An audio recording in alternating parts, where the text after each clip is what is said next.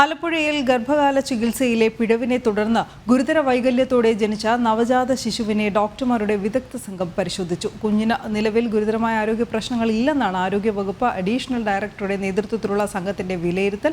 വിദഗ്ധ സംഘത്തിന്റെ റിപ്പോർട്ട് അനുസരിച്ചാകും തുടർ ചികിത്സയിൽ തീരുമാനമെടുക്കുക.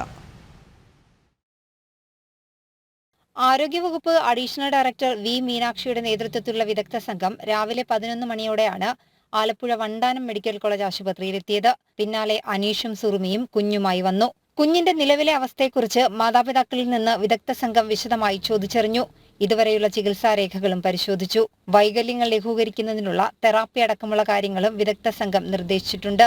നിലവിലുള്ള കുഞ്ഞിന്റെ ആരോഗ്യസ്ഥിതി വന്ന് അവർക്കെല്ലാം ബോധ്യമായിട്ടുണ്ട്. ഇനി അവർ അന്വേഷണ സംഘം ആരോഗ്യമന്ത്രിക്ക് എന്ത് റിപ്പോർട്ടാണ് കൊടുക്കുന്നത് നോക്കിയിട്ട് അതുമായിട്ട് ബന്ധപ്പെട്ടാണ് ബാക്കി ചികിത്സയും കാര്യങ്ങളും ഉണ്ടാകുക. ഇപ്പം നിലവിൽ അവരുടെ ഭാഗത്തു നിന്നുണ്ടായ പെരുമാറ്റത്തിൽ ഞങ്ങൾ തൃപ്തരാണ്. അവർ എല്ലാവിധ പരിശോധനകളും ചെയ്യാനായിട്ടുള്ള സംവിധാനം ആലപ്പുഴയിൽ തന്നെ ഉണ്ടാക്കി തരാമെന്ന് പറയുകയും ചെയ്തു.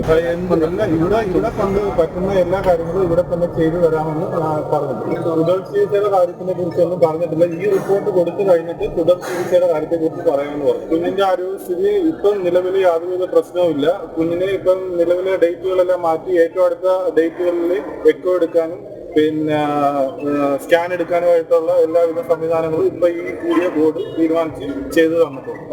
ആലപ്പുഴ സക്കറിയ ബസാർ സ്വദേശികളായ അനീഷ് മുഹമ്മദ് സുറുമി ദമ്പതികളുടെ മൂന്നാമത്തെ കുഞ്ഞാണ് അപൂർവ വൈകല്യങ്ങളോടെ ജനിച്ചത്.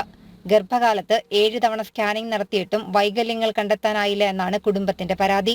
സുറുമിയുടെ പരാതിയിൽ ആലപ്പുഴ വനിതാ ശിശു ആശുപത്രിയിലെ 2 ഡോക്ടർമാർ ഉൾപ്പെടെയുള്ളവർക്കെതിരെ പോലീസ് കേസെടുത്തിട്ടുണ്ട്. ചികിത്സാരേഖകൾ ഹാജരാക്കാൻ അന്വേഷണ ഉദ്യോഗസ്ഥനായ ആലപ്പുഴ ഡിവൈഎസ്പി രക്ഷിതാക്കളോട് ആവശ്യപ്പെട്ടിട്ടുണ്ട്. ജനം, ആലപ്പുഴ.